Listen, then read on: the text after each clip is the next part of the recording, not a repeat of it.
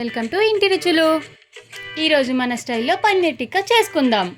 నేను ఇక్కడ heritage fresh paneer తీసుకున్నా. ముందుగా పన్నీర్ని క్యూబ్స్గా కట్ చేసుకుందాం.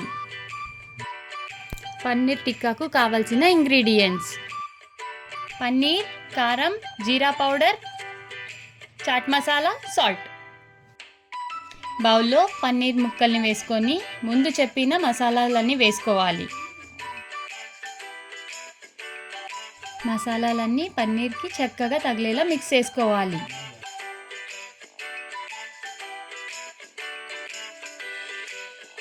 స్టవ్ వెలిగించి ప్యాన్లో ఆయిల్ వేసుకొని ఆయిల్ వేడెక్కాక చక్కగా ఫ్రై చేసుకోవాలి.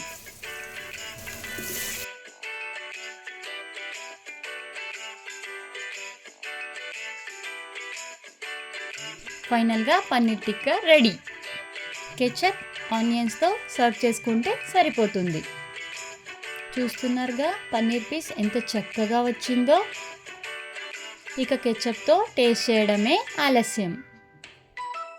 పన్నీర్ టిక్కా చాలా చక్కగా రుచిగా ఉంది.